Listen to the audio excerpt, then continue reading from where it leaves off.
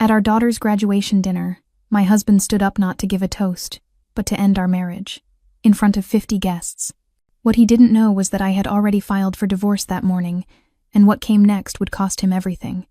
Stay with me, because this isn't just a story about betrayal. It's about taking your power back, one signature at a time. The restaurant was candlelit, elegant selanin-draped tables, polished cutlery, and the soft murmur of refined conversation. A jazz trio played gently from the far corner, notes drifting like silk through the air. It was exactly the kind of place Rachel Monroe had chosen for their daughter's graduation dinner. Dignified, celebratory, meaningful. It was also the last place she expected her marriage to end. Rachel sat near the head of the table, beside Emily, who had just walked across the stage at Columbia that morning, summa cum laude. Gregory, her husband of 28 years, stood now at the far end, holding a champagne flute in one hand, his face arranged into something that mimicked pride. Her daughter still wore her cap, a crooked grin fixed on her face, basking in her moment.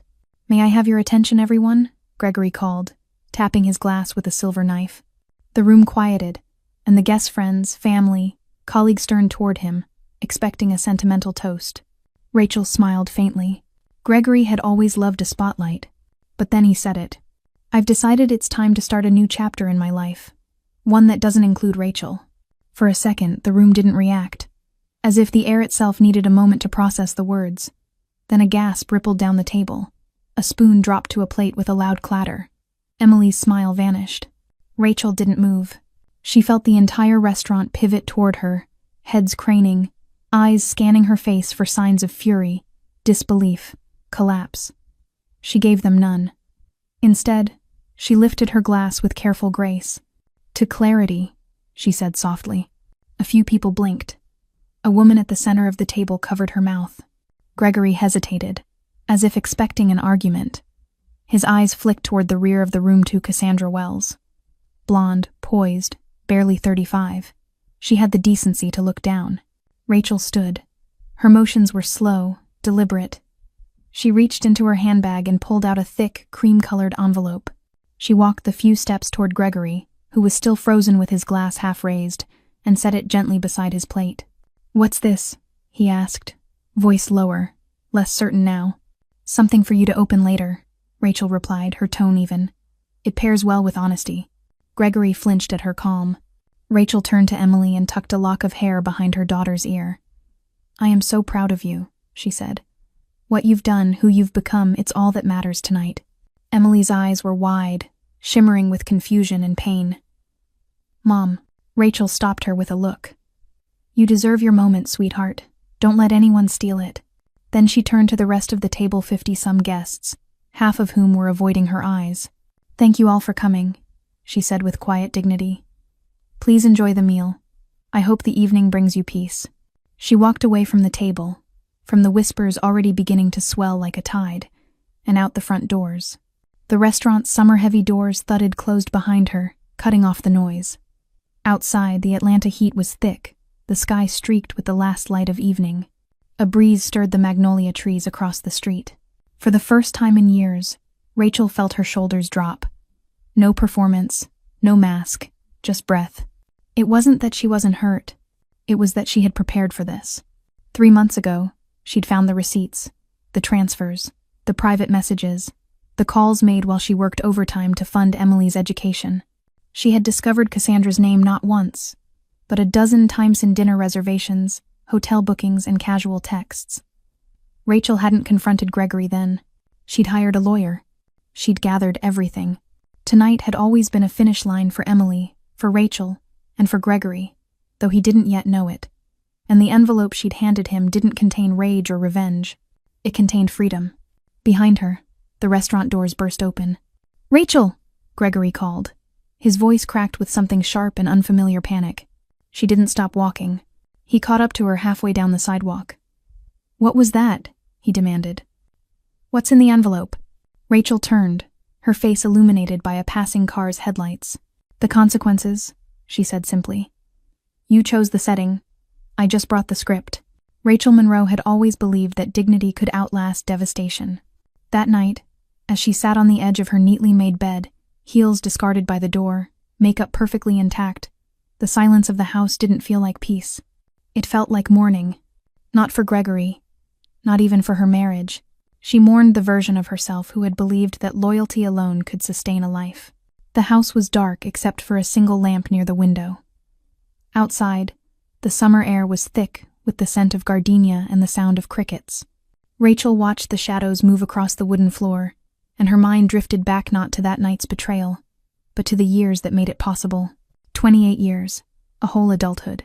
Gregory had been charming once. Not just the practiced charm of a man used to getting what he wanted, but the kind that made her laugh in quiet bookstores and brought her soup when she was sick. They'd met at a young professionals mixer, both just out of grad school. He talked about launching his own firm.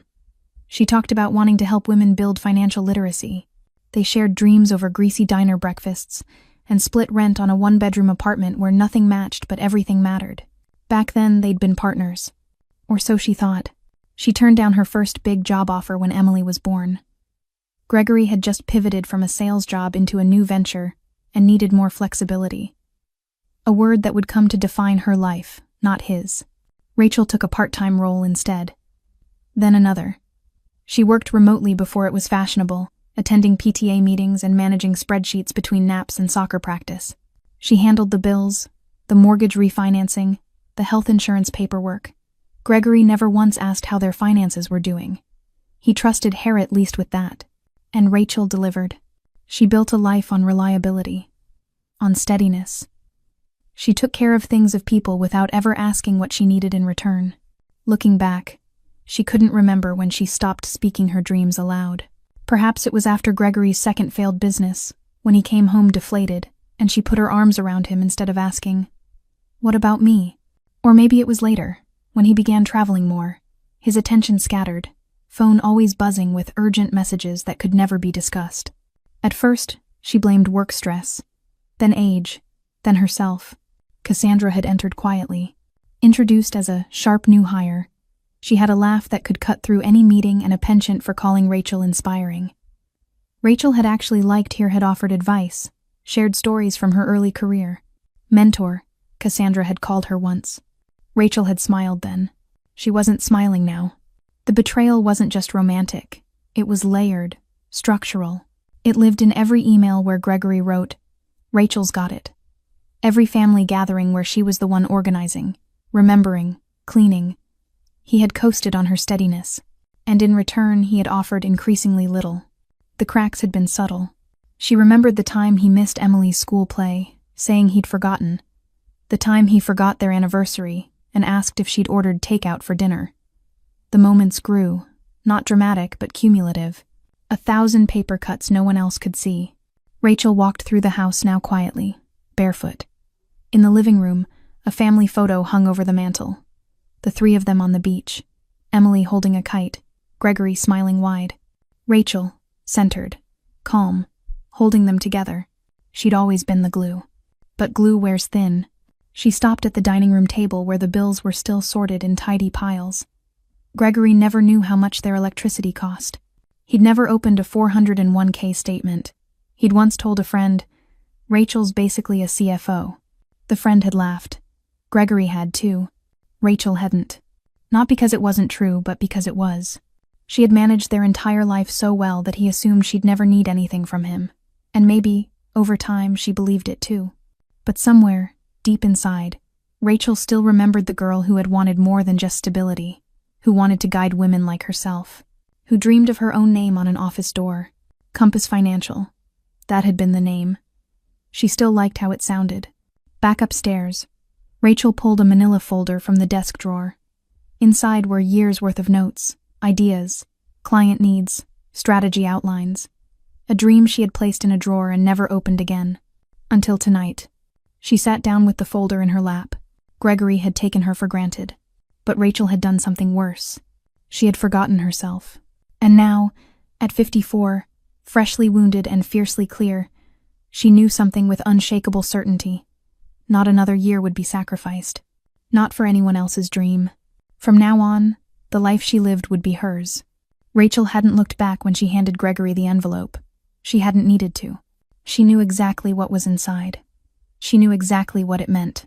And she knew, even then, that it would hit him much harder than her silence had. She didn't rush home that night. Instead, she drove the long way, down tree-lined avenues where summer cicadas buzzed under the fading Atlanta sky. Windows down, hair whipping in the breeze, she let herself feel not grief, not yet, but a kind of solemn satisfaction. The kind that comes only after making a decision no one else saw coming. Gregory always assumed she wouldn't leave. That was his first mistake. He assumed she wouldn't plan. That was his second. But assuming she wouldn't win, that was the one that would cost him everything. She had begun preparing months ago. It had started with a hunch small withdrawals from their joint savings, vague calendar events marked as vendor meetings, the sudden uptick in his business dinners. Rachel didn't confront him then. She didn't cry or accuse. She logged in. She reviewed the statements. She printed everything. In the months that followed, she became two women. The one who smiled across the dinner table, and the one who built a war chest behind closed doors. She found the financial discrepancies, cataloged the credit card charges, took screenshots of text messages left open on his unlocked phone, jewelry stores, hotel reservations, even a lease application in his and Cassandra's names. She hired an attorney, a sharp, quiet woman named Evelyn Reed, who reviewed the documents and said only one thing. Smart woman. Rachel had nodded, expression unreadable. That's what he never realized. The envelope Gregory had received at dinner contained everything. The formal divorce petition, filed that morning. A copy of the prenuptial agreement they'd signed 28 years ago at his insistence when Rachel's family money made him nervous. He'd wanted protection then. Ironically, she'd kept the original, not him. She remembered the clause he'd insisted on, including a fidelity provision. At the time, it had felt dramatic, unnecessary, but he'd wanted to feel secure. She'd agreed, more amused than worried. Neither of them had expected it to matter. But it did now. Section 12, page 6. Any confirmed infidelity by either party would forfeit their claim to shared property and financial assets, outside of personal income. Gregory had signed it with a flourish. Rachel had never forgotten. The envelope also included financial statements, annotated by her own hand. Red circles, footnotes, indexed references. Years of quiet bookkeeping, now weaponized with precision. By the time she pulled into their driveway, she knew Gregory would have opened it. She had timed everything. The dinner, the setting, the silence. She unlocked the front door and stepped into their foyer, her heels clicking against the hardwood. The air inside was cool, still, unknowing. The home looked exactly the same, and yet everything in it had changed. 15 minutes passed before Gregory arrived. He didn't knock. He stormed in. "You ambushed me," he barked, voice tight with disbelief. "At our daughter's graduation dinner? Are you insane?" Rachel closed her laptop calmly and turned toward him. "You wanted a scene," she said. "I chose not to give you one." He threw the envelope on the coffee table. Pages spilled out. "You filed for divorce? Without telling me?" She raised an eyebrow. "Did you tell me about Cassandra?" "That's different," he snapped. "That was personal." "This isn't?" she replied.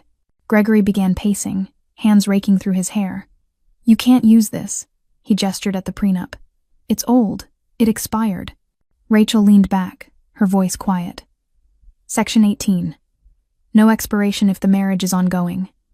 Section 23. Disclosure clause. You violated both. He paled. "My lawyer says." "Your lawyer hasn't seen this yet." Rachel stood, crossing the room to retrieve a folder from the sideboard. She opened it and placed it gently beside the scattered pages. "This is the notarized amendment you signed 5 years ago, updating the agreement when you refinanced the house. Remember? You wanted to add Cassandra as a consultant to the business. We had to list her income."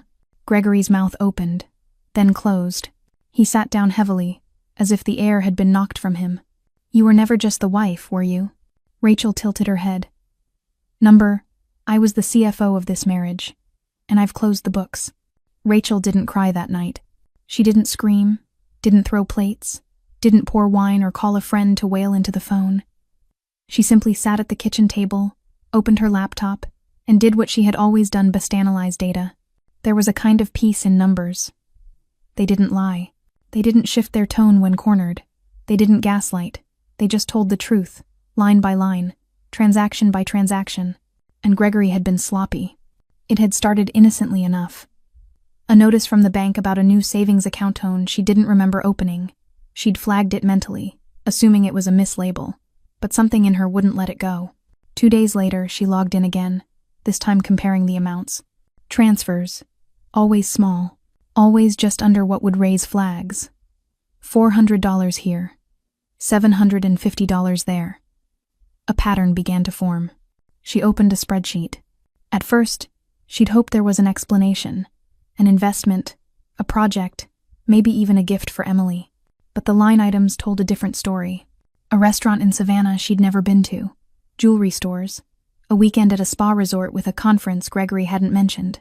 A hotel reservation in Charleston that coincided with a night he had claimed to be in Dallas. Rachel, who had spent years managing their household budget, who had kept every receipt and filed every quarterly report for their family-run consulting LLC, didn't panic. She printed. She saved. She built a file. The text messages came later. Gregory had left his phone charging on the kitchen counter while he showered. She hadn't meant to look. But when it buzzed, the screen lit up with Cassandra's name. Curiosity, then instinct, took over. She opened the message thread. She suspects nothing. I'll do it after graduation. She won't make a scene in front of everyone. Rachel stood frozen in the kitchen. There it was. Not just the affair, but the plan, the performance, the intention to humiliate. And still, she didn't scream. She screenshotted. She saved everything to the cloud, then to a flash drive. She backed up the flash drive. By the end of that week, she had hired Evelyn Reed, a no-nonsense attorney who specialized in high-asset divorces and prenuptial enforcement. She doesn't look like much, Gregory once said when they passed Evelyn in the building lobby. Always in flats, no jewelry. Rachel had smiled then, too. She's the kind who doesn't need to show her power, she replied. She uses it. It was the same approach Rachel adopted. Over the next month, she quietly restructured the joint accounts. Nothing illegal, nothing rash, just protective. She opened her own credit line. She updated her estate documents. She secured Emily's college fund with irrevocable conditions. She combed through the prenup Gregory had insisted on all those years ago. He'd wanted it because she came from family money, and he didn't want to feel vulnerable. The irony was now poetic. The fidelity clause was clear. If either party committed adultery, that person forfeited claim to joint assets accumulated during the marriage. Gregory had signed it with a smirk. Rachel had kept it with care. She didn't just gather evidence. She built a case. Every screenshot, every charge, every call log went into a color-coded binder. Evelyn was impressed. You could have been an investigator, she said. I've always been one, Rachel replied. Just not officially. End of chapter. The morning of Emily's graduation, Rachel walked into Fulton County Superior Court at 8 a.m. and filed for divorce. The papers were stamped, notarized, and sealed. The timeline was perfect. Gregory would make his grand announcement that evening, thinking he had the upper hand. Instead, she handed him his reckoning in a cream-colored envelope. She'd never believed in revengebytruth, in the dramatic, cinematic way people like to talk about it. She believed in consequence, in documentation, in accountability. What she had done was not vengeance. It was protection. It was closure. It was power. The kind that didn't need to raise its voice. The kind that didn't need a breakdown in public to prove its pain. Rachel sat back in her chair that night, her home dark around her, and watched the backup files upload for safekeeping. Every document, every photo, every time-stamped record. Not for court theatrics. Not for gossip. For truth. And the truth, she had learned, didn't need to shout. It just needed to be undeniable. Gregory Monroe returned home expecting damage control. He had rehearsed the moment in his head. Rachel would be hurt, yes, but not strategic. She had always been the one to smooth things over, to mend the emotional ruptures he created. She was stability incarnate, a woman of logic and lists and predictability. He thought she'd cry. He thought she'd scream. He never thought she'd beat him at his own game. When he opened the door, the house was quieterly so. Rachel sat in the living room, cross-legged, composed, a book on her lap and a glass of water at her side. She didn't look at him immediately. She simply turned a page. The envelope lay opened on the coffee table in front of her. Gregory stepped forward, tension thick in his shoulders. Rachel, what the hell is all this? She looked up, calm as still water. It's exactly what it looks like. You served me divorce papers? I did. At our daughter's graduation? No, she corrected gently. Before it. You chose the moment to make it public.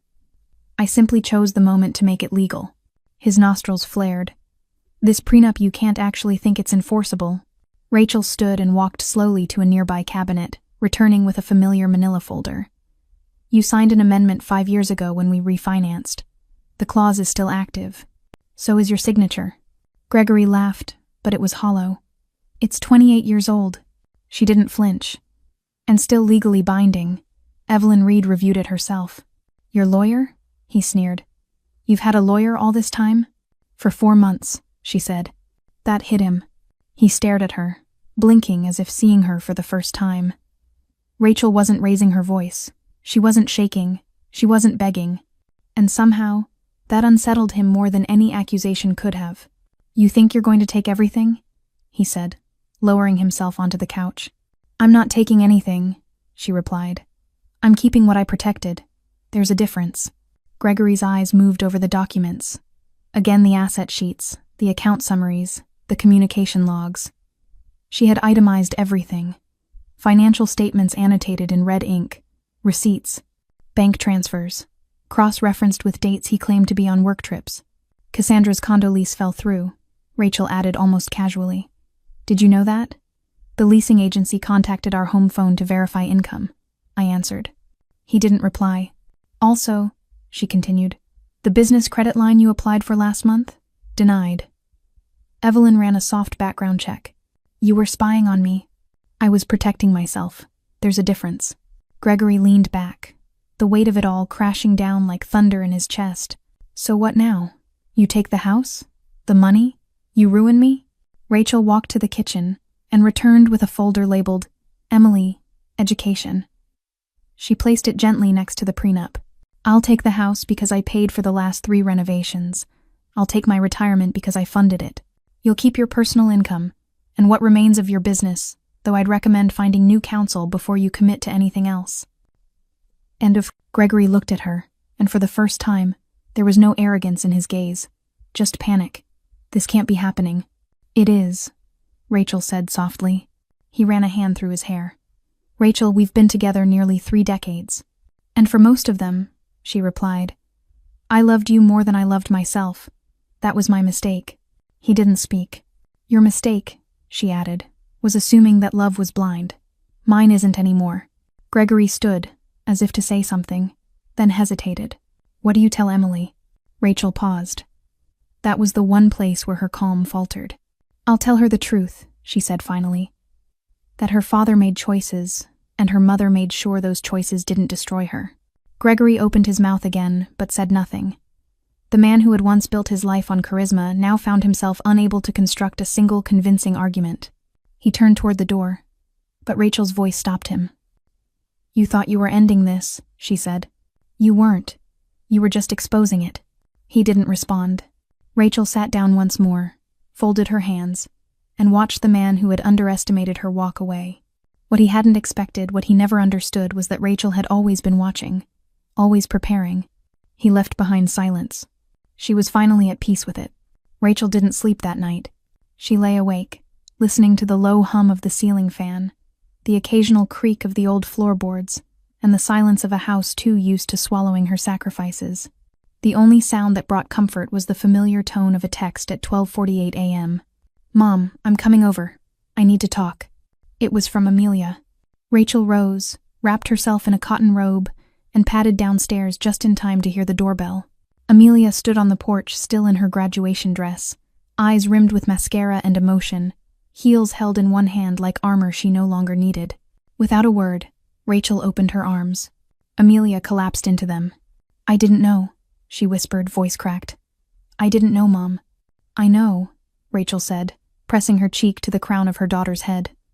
You weren't supposed to. They moved to the couch.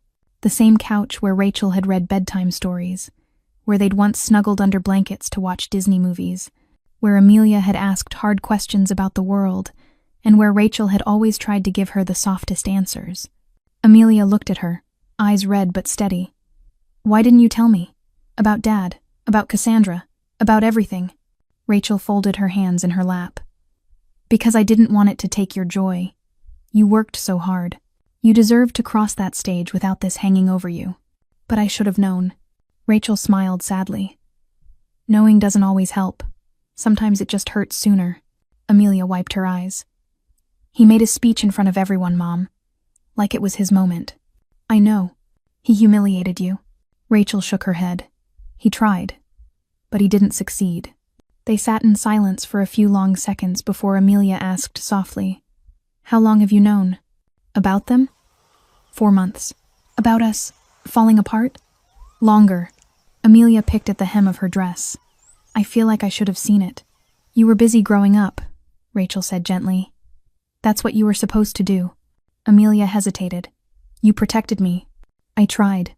Rachel leaned back and looked at the daughter she had raised. A woman now, but still with the same inquisitive eyes she'd had at 5 years old. You asked me once when you were little if I had a dream, Rachel said, voice soft. We were in the kitchen, baking. You couldn't reach the counter without a stool. I remember. Amelia smiled faintly. You said your dream was for me to have more options than you did. Rachel nodded. And I meant it. But that wasn't my only dream. What else did you want? I wanted to matter, Rachel said. Not just as a wife, or a mother, or a problem solver. I wanted a voice, a life that felt like mine. Amelia reached over and took her hand. You do matter. You always have. End of story. I know that now, Rachel said. But for a long time I forgot. I hate him for making you feel that way. Rachel squeezed her hand. Don't hate him. Just understand that sometimes love doesn't fail all at once. It erodes slowly. And if you're not careful, you stop noticing until it's gone. I don't know if I can forgive him. You don't have to yet. Forgiveness isn't a requirement, but clarity is. Rachel stood and walked to the bookshelf, retrieving a photo album. She sat beside Amelia and opened it to a page marked 2nd grade. A picture of Amelia with a toothy smile, holding a library book nearly the size of her torso. Gregory had missed that day, said he had a meeting. You were so proud, Rachel said. You read the whole thing by yourself. I only remember you being there. Rachel smiled. That was enough. In the morning, Amelia made coffee while Rachel watched from the doorway. The sun filtered through the curtains, catching golden strands in Amelia's dark hair. She looked like her mother once had before. The weight of silence and service had dulled her shine. Amelia turned, holding 2 mugs. You know what's weird? Rachel raised an eyebrow. I'm not scared anymore. Rachel took a sip. Of what? Of life without him. I think I was, before. But now, I'm just proud. Proud of you. Proud to be your daughter. How is... Rachel blinked away tears she hadn't allowed herself all night. Sometimes, justice wasn't in the courtroom. Sometimes, it was in the quiet recognition between mother and child. Fallout didn't arrive like a thunderstorm. It came in drips. Slow. Subtle. Then all at once. Gregory Monroe was still wearing his polished shoes and cufflinks when he realized no one was returning his calls. The day after the dinner, he emailed a handful of longtime associates. Some responded cautiously. Others didn't reply at all. The ones who did used phrases like, tough situation, and taking a pause. His reputation, so carefully manicured over the years, was beginning to fracture. The rumors spread faster than he could manage. Rachel hadn't said a word publicly, but silence, in the hands of someone with credibility, speaks louder than denial. He tried to hold on to control. He called clients, claimed misunderstandings, blamed bad timing. But the truth was harder to shake than he expected, especially when Cassandra left. She lasted 2 more weeks. At first, she tried to be supportive, asked questions in that high, careful tone that said she didn't believe the answers. Gregory avoided the hard facts, painted optimistic pictures of bouncing back. He assured her that the lease issue was temporary, that Rachel had played dirty, and that his business was moments away from a breakthrough. But Cassandra wasn't 22 and naive. She had her own bills, her own standards, and eventually her own doubts. When she found the court documents, Rachel had emailed him a copy of listing asset transfers, infidelity records, and a list of frozen accounts. She stopped asking questions. The day she left, she packed quickly. You told me you were separating with dignity, she said, standing in the doorway of the apartment. You didn't tell me she owns everything. Gregory tried to block the door. Cassandra, it's not about money. It is, she interrupted. And worse, it's about you lying to every unlooting me. She was gone before he could respond. He was stunned, not by her exit but by how familiar it felt. Rachel hadn't yelled when she left. Cassandra didn't either. Both had simply gathered themselves and walked away. The world that Gregory had built on borrowed time and borrowed charm was beginning to collapse. Meanwhile, across the city, Rachel was beginning again. She started small, a single office above a yoga studio in Midtown, with secondhand furniture and a desk that wobbled if you leaned too hard. The walls were bare, except for a print that read, "Every ending is a beginning dressed in different clothes." She named the business Compass Financial Transitions. Her first clients were women just like her, middle-aged, overwhelmed, and unsure of where to start. Divorced, widowed, laid off, or starting over. Most were unsure how to read their own bank statements, much less negotiate property settlements or set up retirement plans. Rachel sat with them, one by one, explaining without judgment. She didn't just run numbers. She translated fear into strategy. She helped them draw boundaries with exes, review alimony agreements, close old joint accounts, and open new solo ones. She helped them understand that financial knowledge wasn't just about math, it was about power. And women were listening. By the end of the second month, her client list had doubled. By the third, she had a wait list. A local women's shelter invited her to host a workshop. A podcast invited her on to talk about reclaiming financial identity. And for the first time in years, Rachel woke up eager. She drank her coffee at the window each morning, watching the city stretch and rise like she was doing herself. Amelia called often from Charleston, checking in. "You're a boss now," she said one night, grinning through the phone. Rachel laughed. "Maybe I always was." "You just didn't have your own title," Amelia replied. Rachel looked around her modest office. A calendar hung on the wall with color-coded goals. A small coffee machine steamed gently in the corner. A framed photo of her and Amelia on the bookshelf, just the two of them, windblown on a beach, radiant. Gregory was still out there scrambling, spinning stories, avoiding the truth. His name had disappeared from a few donor lists. He was rarely seen at the club anymore. People had stopped talking about him with admiration. Now they just whispered. Rachel didn't whisper. She didn't have to. She had earned her voice and was finally using it. The name on the glass door was still fresh. Compass Financial Transitions. Rachel traced her fingers over it every morning like a ritual. She remembered the days when her name had only ever appeared beneath Gregory's on a holiday card, or as Mrs. Monroe on school forms. Now, it stood alone, full and sharp, commanding its own space. She had thought the hardest part of rebuilding would be the logistics, the paperwork, the licenses, the marketing. But it wasn't. The hardest part was accepting that she didn't have to ask anyone's permission anymore. Each morning she walked into her office, 2 rooms above a yoga studio and a co-op cafe, and was greeted by silence, sunlight, and possibility. She had clients now, real ones, and their stories weren't so different from hers. Claire had been married 16 years when she found out her husband had a second family. "I should have seen it," she whispered over spreadsheets. "But I didn't want to lose the life I thought we had." Monica was divorcing a man who never let her touch the checkbook. "I didn't even know how to log into our account," she admitted, ashamed. Sophie was 29 and widowed suddenly, left with debt, grief, and a 5-year-old son. "Everyone told me I'd be fine," she said. But no one explained how. Rachel listened. She didn't just offer financial plans. She offered language powerful, accessible, honest. "You're not starting from scratch," she would say. "You're starting from experience." Word spread quickly. Within months, Rachel launched a weekly Meetupan informal circle where women could talk money without fear or shame. They met Thursday evenings, sipping tea from mismatched mugs, passing around tissues and laughter. She called it the table. Each week, more chairs were added. Each week, Rachel felt more herself.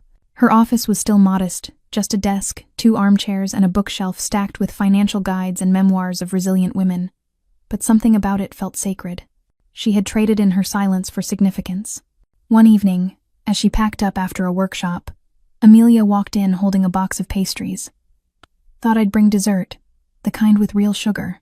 Rachel grinned. "You rebel." And they sat on the office couch, surrounded by flickering lamps and soft jazz playing from a Bluetooth speaker in the corner. "You know, Amelia said between bites. I used to be proud to be your daughter. Rachel tilted her head. Used to? I mean, I'm still proud, Amelia laughed. But now, I don't just admire you. I want to be like you. Rachel blinked, caught off guard. I used to see you as the strong mom who kept everything together, Amelia continued. Now I see you as a woman who built her own name, on her own terms. Rachel swallowed hard. I didn't know if I could. You didn't have to know, Amelia said. You just had to do it. Rachel smiled. That's the trick, isn't it? Later that night, as Amelia drove back to Charleston, Rachel sat alone at her desk, reviewing the stories of her clients. Each name, each journey reflected fragments of her own, but they weren't mirrors. They were proof. That healing was not a return to who you were before. It was an introduction to who you were meant to be. Rachel no longer introduced herself as Gregory's ex-wife. Now, she was Rachel Monroe, financial consultant, founder, mentor, mother, and entirely, beautifully, her own. The courtroom was modest. Wood-paneled walls, worn carpet, and rows of benches that squeaked with every breath of movement. It smelled faintly of old paper and newer fear. Rachel sat at the plaintiff's table, hands steady, expression unreadable. To her right was Evelyn Reed, composed, organized and merciless with her briefs. Across the aisle sat Gregory, visibly thinner, visibly grayer, and visibly alone. His lawyer, a fresh-faced associate barely 5 years out of law school, kept flipping through documents with the anxious energy of someone realizing they were in over their head. The judge, an older woman with silver hair, pulled into a tight bunk called the court to order. Gregory's side went first. Your Honor, the young attorney began, we contend that the prenuptial agreement is outdated and should not apply under the current circumstances. The judge didn't even look up. The amendment was signed 5 years ago and notarized. Circumstances are not a legal argument. Gregory shifted in his chair. They tried again. Challenged the timeline. Questioned the intent. Suggested coercion. Evelyn stood calmly and dismantled each claim in clear, deliberate statements. All parties signed freely. The clause in question is standard. The documentation of infidelity is indisputable, as are the financial transfers. She submitted copies of bank statements, itemized evidence Rachel had spent months collecting. She read portions of text messages aloud. After graduation, I'll tell her it's over. She won't make a scene in public. Gregory paled. The courtroom stayed quiet. No murmurs. No protests. Just the scrape of pens and the weight of silence.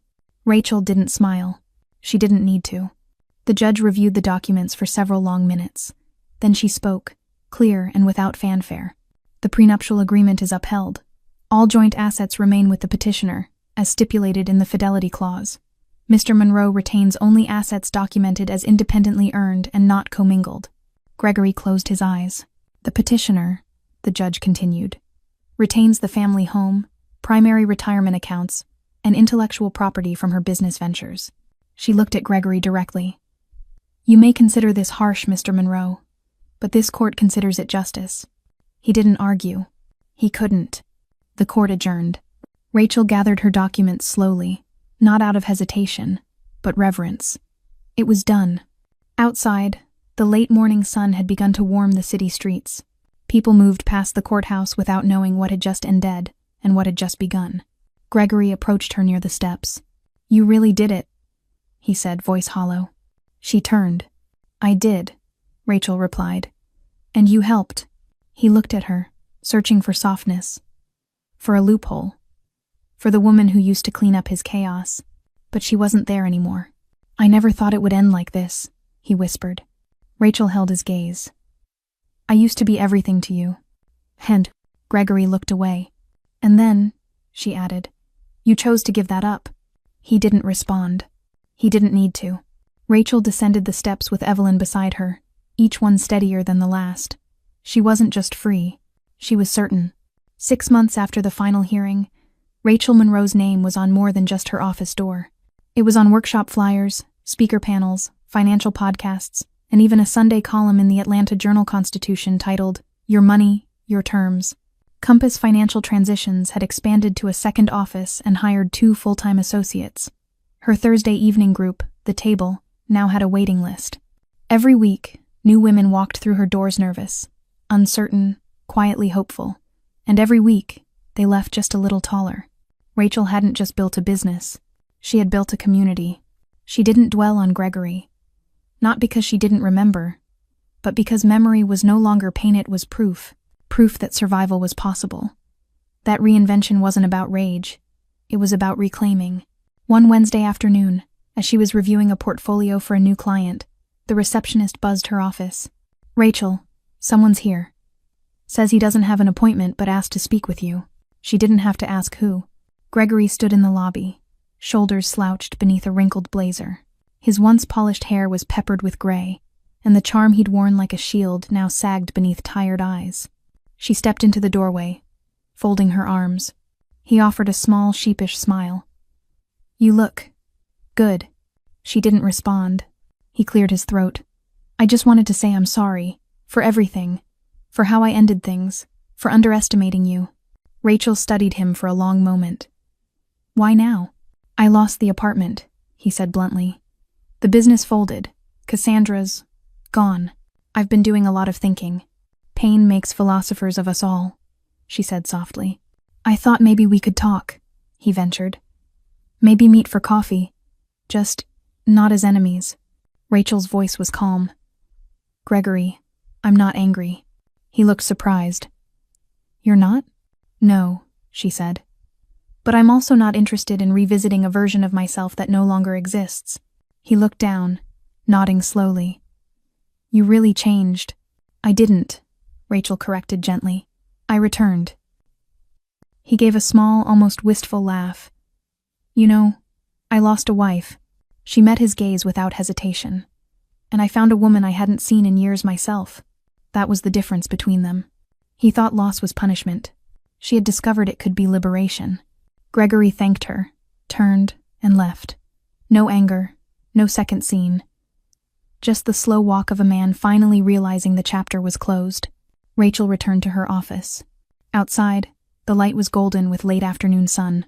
Inside, her desk was still covered in notes, budgets, and stories of women finding footing again, just as she had. She sat down, picked up her pen, and kept writing. Not out of revenge, but out of purpose.